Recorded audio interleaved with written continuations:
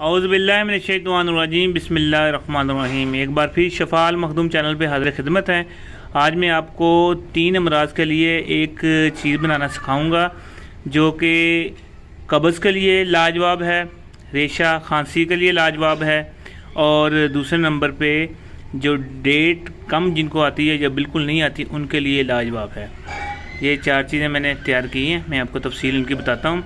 ये अमलतास ली हमने 2 किलो, ठीक है।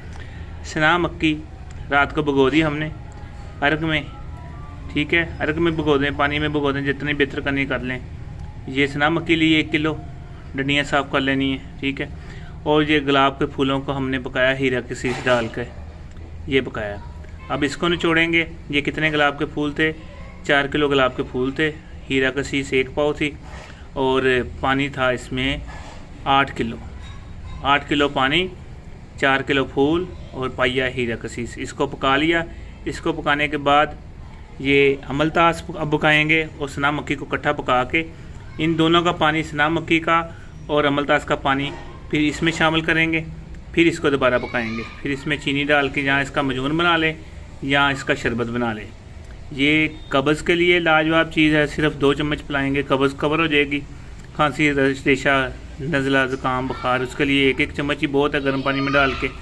और जो है इसके लिए ये 1 हफ़्ता दे देंगे, जितना मर्ज़ी पुराना से पुराना, 3 साल 4 साल पुराना, 50 ज़्यादा से ज़्यादा आपको खुराकें देनी पड़ेगी 1 हफ़्ता, ठीक है। 15 साल पुराना तक जो है ना ये हैज़ इसको जारी कर देता है। और आपको पता है जब हैज़ जारी होगा और दूसरे मामला फिर ही कवर होंगे जो है ना उम्मीदवारी वगैरह के। ये तीनों चीज़ें ये बच्चे को भी दे सकते हैं, बड़े को भी दे सकते हैं, लेडीज़ को भी दे सकते हैं। ये अपने इस बदरके के साथ चेंज करके ये बना सकते हैं। ये बड़ा ज़बरदस्त हमारा है। ये हमारे पास सिरप तैयार भी होता है, मजून की शक्ल में भी होता है और सिरप की शक्ल में भी होता है। बनाएं, दुआ में याद रखना। हकीम गुलाम मसूद साबरी अल मखदूम दुआ खाना। Phone number 0300 965 5265। चैनल ज़रूर सब्सक्राइब कर दें। शफ़ा अल मखदूम।